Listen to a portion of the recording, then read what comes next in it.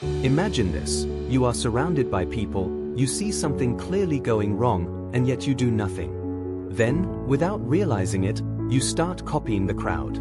You trust a stranger's expectation of you. You feel symptoms because you were told to expect them. And in the end, a solution designed to fix a problem may actually make that problem worse. The strange part is that none of this requires you to be foolish, weak, or easily manipulated. These effects can influence almost anyone. But which psychological effect makes people wait for someone else to help? Which one can make an entire group ignore obvious warnings? And which one can turn the right intention into the wrong result? Stay until the final effect, because the last one reveals how a reward meant to solve a problem can sometimes create an even bigger one. Bystander Effect. The bystander effect is the tendency for people to be less likely to help when others are present.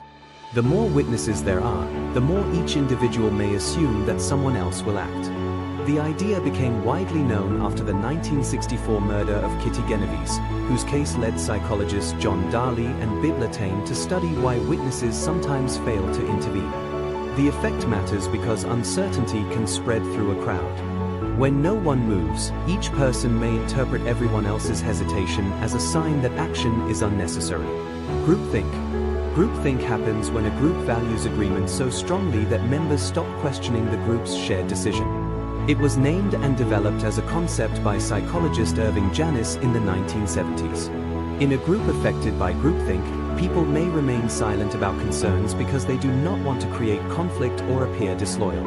Over time, doubts can disappear from the discussion, even when several members privately have them. The result can be a confident decision built on very little real disagreement. Social loafing. Social loafing is the tendency for people to put in less individual effort when working as part of a group. Early research by French agricultural engineer Maximilien Ringelmann found that people often pulled less strongly in a group than they did alone. When individual contributions are difficult to identify, responsibility becomes less personal. A person may unconsciously feel that others will make up for their reduced effort. The effect matters in classrooms, workplaces, and team projects, where a large group does not always produce a larger amount of individual effort. Herd mentality. Herd mentality describes the tendency to follow the behavior or opinions of a larger group, especially when the correct choice is uncertain. People often look to others for information about what is safe, popular, or appropriate. The idea has roots in the study of crowd behavior and social influence, but it can be seen in everyday life whenever people copy a trend simply because many others are doing it. Herd mentality can help people make quick decisions, but it can also spread mistakes when the group is moving in the wrong direction. Diffusion of responsibility. Diffusion of responsibility occurs when responsibility for an action becomes spread across several people. Each person may feel that their own role is smaller because others are also present. Unlike the bystander effect, which describes the broader failure to help in group situations, diffusion of responsibility focuses specifically on how personal responsibility becomes diluted. It can appear during emergencies, group projects, workplace decisions, and even ordinary situations where everyone assumes someone else is in charge. Pygmalion Effect. The Pygmalion Effect is the idea that other people's expectations can influence how someone performs. The concept became famous through research by psychologists Robert Rosenthal and Lenore Jacobson, who found that teachers' expectations could affect the progress of students. When someone is treated as capable, they may receive more encouragement, attention, and opportunities to succeed. Those responses can gradually improve performance, making the original expectation appear correct. The effect matters because beliefs about people can sometimes become part of the conditions that shape their behavior. Hawthorne Effect. The Hawthorne Effect refers to changes in behavior that occur when people know they are being observed.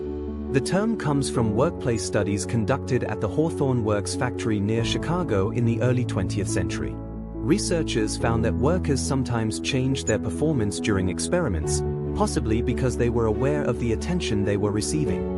The effect matters in research and everyday life because observation itself can influence behavior. People do not always act exactly the same way when they know someone is watching. Placebo Effect. The placebo effect occurs when a person experiences a real change in symptoms after receiving a treatment with no active medical ingredient, often because they expect the treatment to help. The effect has been studied in medicine for centuries and is closely connected to expectations, conditioning, and the brain's interpretation of symptoms. A placebo does not mean that the experience is imaginary. The person's perception of pain, discomfort, or other symptoms can genuinely change. The effect matters because belief and expectation can influence how the body and mind respond to treatment. Nocebo effect. The nocebo effect is the negative counterpart to the placebo effect. It occurs when negative expectations contribute to unpleasant symptoms or make existing symptoms feel worse. If someone strongly expects a treatment to cause a problem, that expectation can sometimes influence how the problem is experienced. The idea is important because information about possible side effects can affect people in complex ways. Awareness can be medically useful, but fear and expectation can also become part of the experience of symptoms. Cobra effect. The Cobra effect occurs when an attempt to solve a problem accidentally makes the problem worse. The term comes from a story about British colonial rule in India, when a reward was offered for dead cobras in an effort to reduce their numbers. According to the famous account, people began breeding cobras to collect the reward, and when the program ended, the snakes were released. Whether every detail of the story is historically certain, the idea illustrates a real problem in policy and management. Incentives can produce unexpected behavior. A solution can fail when people learn to optimize the reward instead of solving the problem the reward was meant to address.